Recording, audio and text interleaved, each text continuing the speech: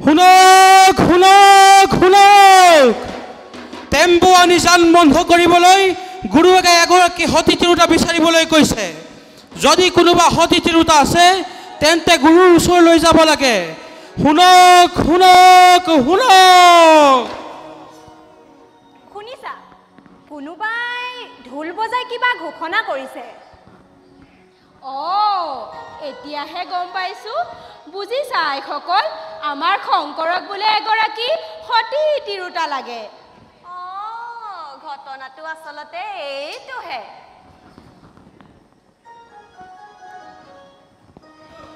কিবা বোলেনে সেই কথাটোতে ইমানখন চিঞৰ-বাখৰ কৰিব কিয় লাগিছে থিতাতে আমাৰ কাষলৈ অহা হ'লে ইমানখন পইমাল হ'বলৈ নাপায় নহয়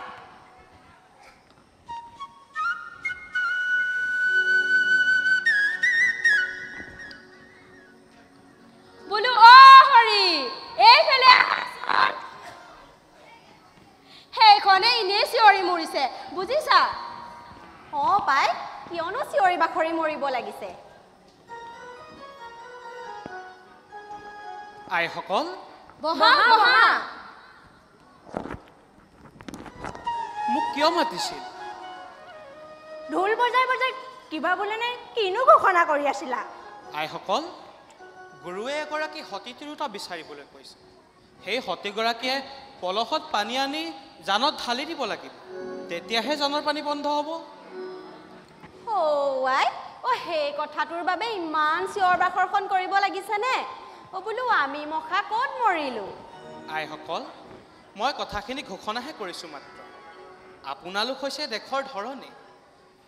উচ্চ কুলত জন্ম গ্ৰহণ কৰি দিনে ৰাতিয়ে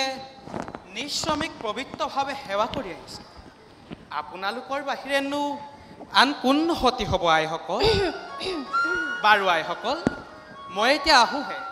সময়ত পুনৰ দেখা হ'ম বাৰু যোৱা হয় যোৱা যোৱা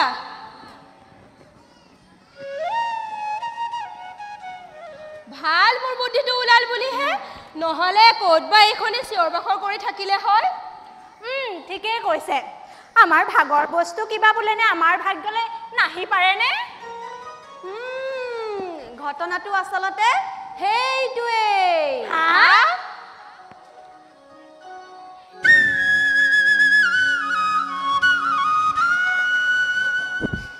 বোলো কৈছো নহয় মোৰ যদি কি ধেমালি বিধ সতী বোলো কৈছো নহয় বোলো টপতে টপতে ভাত টপতে টপতে চাহ টপতে টপতে জুই দিয়ে কি মুখ ক'ত পাবা হে ক'ত পাবা এনেকুৱা সতী তিৰোতা ক'ত পাবা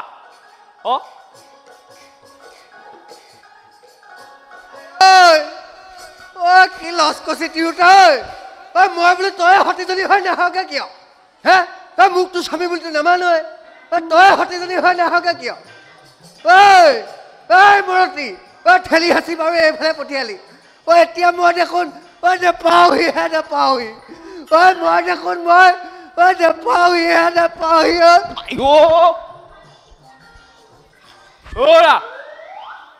খুন্দিয়া দিলা যে চকু নাই নেকি তোমাৰ চকু আছে নাই দেখা নাই নেকি তুমি বেছি কথা নকবা দেই কিন্তু গাত লগাই হাত দি কথা কৈছা যে তুমি ক'লে কি কৰিবা ক'লে কি কৰিবা ক'লে কি কৰিবা তুমি কি কৰিম কি কৰিম বুলি ভাবিছা তুমি ৰবাচোন কি কৰা ৰবা কি কৰিম তোমাক কৃষ্ণ মোৰ দেৰি হৈছে কিন্তু আহা কি কৰিবা আহা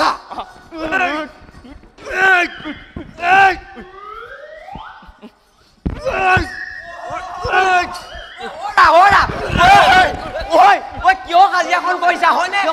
কাজিয়া নহয়বা যোৱা তোমালোক কাজিয়া ৰাম ৰাম ৰাম ৰাম দেখিলা নে কেনেকুৱা কাজিয়া আমি নোপোৱা হলে আজি ডাঙৰ কাজিয়াখনে হ'লহেঁতেন দেখিলা এই কথা যদি গুৰু কাণত পৰে ডাঙৰ পৰমাখন নালাগিলে হয়নে হয়তো পিছে তুমি ক'ত যাম বুলি আহিলা মই আকৌ গুৰুজনাৰ ওচৰলৈ যাম বুলি আহিলো তুমি পিছে কোনফালে যোৱা অ মই গুৰুজনৰ ওচৰলৈকে যাওঁ বুলি গুৰুজনা আচলে অ ব'লা ব'লা ব'লা একেলগে যাওঁ একেলগে যাওঁ ব'লা যাওঁ ব'লা ব'লা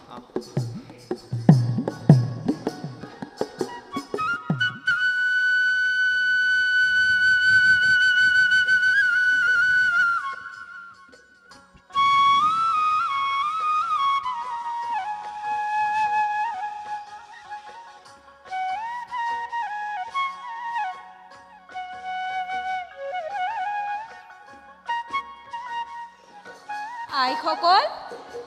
ইমানখিনি বাট আহিলোঁ কালি লগ পোৱা ঘোষকজনক এতিয়ালৈকে দেখা নাপালোঁ কিবা অঘটনেই ঘটিল নেকি বাৰু তাকেইতো এফালে ওলাই আহোঁতে এখেতক কৈ অহাও নহ'ল বোলো একেবাৰে সতীজনী হৈ পুৰস্কাৰ লৈহে ঘৰত জনামগৈ ঘটনাটো আচলতে এইটোহে পিছে আইসকল আপোনালোকে হ'লে কি ভাবে নাজানো সতী কিন্তু ময়ে হ'ম নহ'ব নহ'ব সতী আচলতে মইহে আপোনালোকে তেনেকৈ ক'লে নহ'ব নহয় সতী আচলতে মইহে হ'ম থোৱাহে ওলাই আহোঁতে নিজৰ মানুহজনকে কৈ থৈ নাহিলা আমি কিন্তু প্ৰতিব্ৰতা নাৰী দেই থোৱাহে বৰ একেবাৰে স্বামী ভক্তি দেখুৱাবলৈ আহিছে হে জানো নহয় কি জানা হে কি জানা কম নেকি কি জানো কোৱাচোন কোৱা কি জানা আইও তুমি চাবা নেকি কোৱা কি জানা কি জানা হে কি জানা কোৱা আইসকল আপোনালোকে কান্ধত কলহ লৈ কোনফালে ওলালে পানী আনিবলৈ বান্ধি বেটিনো সকলো কোনফাললৈ গ'ল কিয় তুমি পাহৰিলা নেকি কালি দেখোন তুমিয়ে কৈছিলা আমি কিন্তু পাহৰা নাই দেই ঘটনাটো আচলতে এইটোহে আমি কিন্তু সকলো কথা হিচাপে হিচাপে পালন কৰিছো দেই হয় আইসকল আপোনালোকক ময়ে কৈছোঁ কিন্তু গুৰুজনাই কৈছে যে পলহেৰে পানী আনি টেম্পু আনি জানত দিব লাগিব তেতিয়াহে জানৰ পানী বন্ধ হ'ব কলহত পানীটো সকলোৱে আনিব পাৰে আচল কথা পলহত পানী আনি জানত ঢালি দিয়াহে ৰাম ৰাম এনে পাক লগা কথা বুলি জনাহেঁতেন নাহিলোৱেহেঁতেন মোৰ মূৰটোহে ঘূৰোৱা যেন লাগিছে আৰু পাই কিবা বোলেনে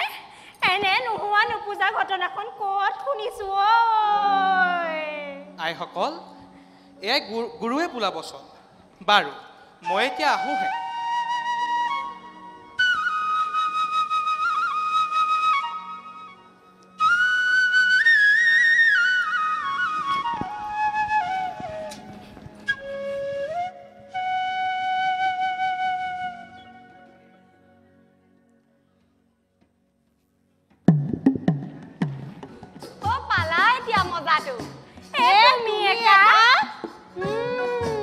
ঘটনাটো আচলতে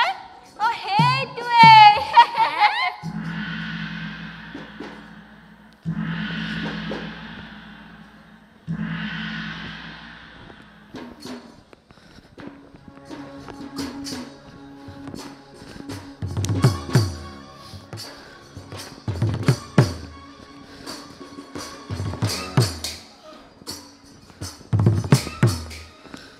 মহামন্ত্ৰী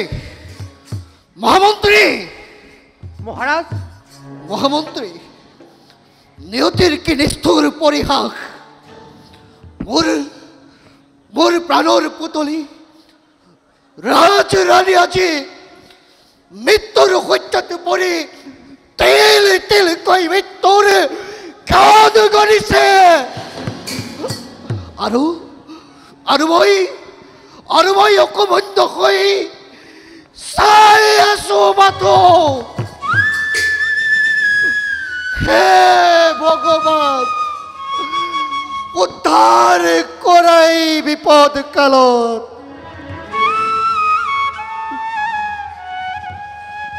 মহাৰাজ মহামন্ত্ৰী আপনি ইমান অধৈৰ্য হয়েছে কিয় মহামন্ত্ৰী সঁচাকৈ মই আজি অধৈৰ্য হৈছো স্বামন্ত্ৰীবৰ সুদূৰৰ ফালে মহাকালে মহাকালে কিদৰে হাঁহিব লাগিছে মহাশূন্যটো কেনেদৰে আছে উল্কাপাত হৈছে ধৰিত্ৰী আজি কৈক্যচ্যুত হৈছে আৰু আৰু কি হৈছে জানা মন্ত্ৰীবৰ আৰু কি হৈছে জানা সাগৰ আজি বেয়াহতো অতুৰ হৈ পৰিছে অগ্নি আজি জলটো ধক ধককৈ কঁপিব লাগিছে চৌদিশে কেৱল তেজৰ নৈ বৈছে ধৈৰ্য ধৰক মহাৰাজ আপুনি এনেদৰে অধৈৰ্য হ'লে ৰাজ্যৰ কি হ'ব আৰু প্ৰজাসকলৰ কি হ'ব মহাৰাজ ৰাজ্য মন্ত্ৰীবোৰ মই যদি ৰাজ্যৰ গৰাকী মই যদি প্ৰজাৰ গৰাকী তেন্তে কিয় মই ৰাজৰাণীৰ গৰাকী হ'ব নোৱাৰিলো মন্ত্ৰীবোৰ কিয় দুখ নধৰিব মহাৰাজ অনুগ্ৰহ কৰি আপোনাক সুধিব পাৰোঁনে সোধা মন্ত্ৰী মহাৰাণী আচলতে হৈছে নেকি মহামন্ত্ৰী মহাৰাণীৰ জলন্ধৰ বেমাৰ হৈছে আৰু মই আজি উপায়হীন তেন্তে মহাৰাজ আমাৰ বেজক মাতি অনা নাই কিয় বেজ কোনো বেজেই আৰু বাকী নাই মন্ত্ৰীবোৰ দেখে প্ৰচাৰ কৰক যিয়ে ৰাণীৰ নৱজীৱন ঘূৰাই দিব পাৰিব তেওঁকেই মই মোৰ অৰ্থৰাজ্য কৰিম প্ৰদান কিন্তু তাৰ কাৰণে কি কৰিব লাগিব মহাৰাজ মহামন্ত্ৰী মোক লাগে এটি অমূল্য সম্পদ মোক লাগে এগৰাকী সতী তিৰোতা এগৰাকী সতী তিৰোতাই যদি দৰৱ পিখি মহাৰাণীক খুৱাব পাৰে তেনেহ'লে মহাৰাণীয়ে নৱজীৱন লাভ কৰিব মন্ত্ৰীবৰ মহাৰাজ আপুনি একেবাৰে নিশ্চিন্ত থাকক আপুনি এই কথাষাৰ যদি আগতে ক'লেহেঁতেন তেতিয়াহ'লে মই আপোনাক ক'লোহেঁতেন যে মোৰ ঘৰতে দুগৰাকীকৈ সতী তিৰোতা আছে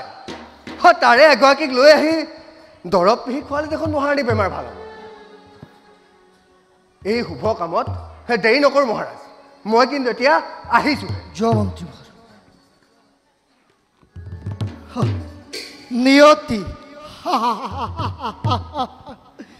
নিয়তি নিয়তিক জানো বাধা দিয়াটো সম্ভৱ নহয় এই সম্ভৱ হ'ব লাগিব ৰাণীবোৰ প্ৰাণৰ পুতলি প্ৰেম মদিৰা ভৰাই চিৰদিন পৰিতুষ্ট কৰি ৰাখিছিলোঁ মোক আজি যেনে সেই প্ৰেম মদিৰা অকাতৰে খহি পৰে মোৰ হাতৰ পৰা সেই দয়া বৈ উদ্ধাৰ কৰাই বিপদ কালত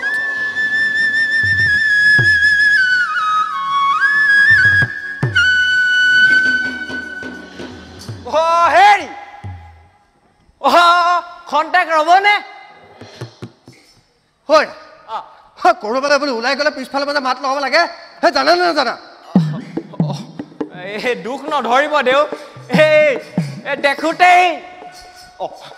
এই পথালি চকুৱা মনিষ কি কৰিব আৰু এই খোজে পতি অপৰাধ দেউ ব্যাখ্যা কৰি হ'লে নাথাকিবা দেই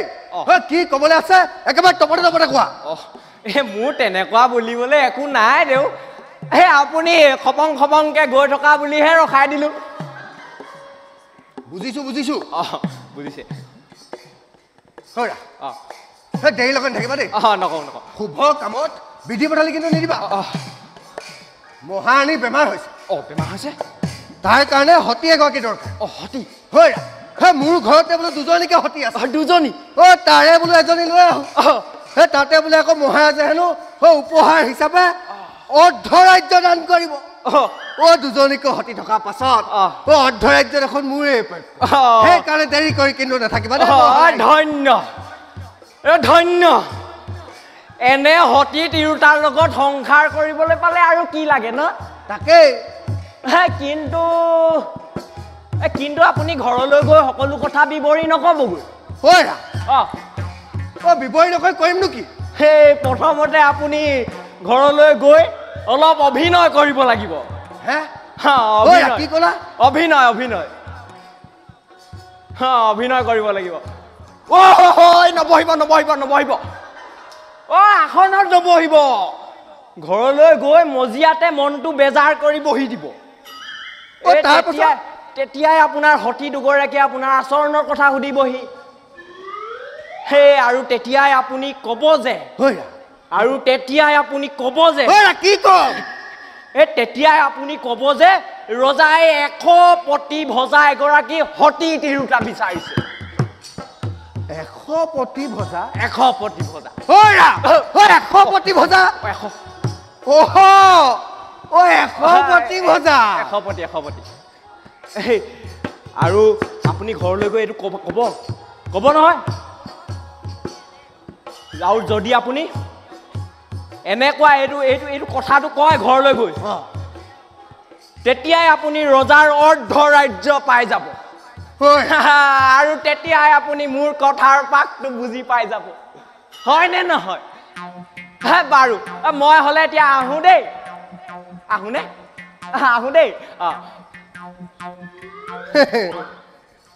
100 পতি ভজা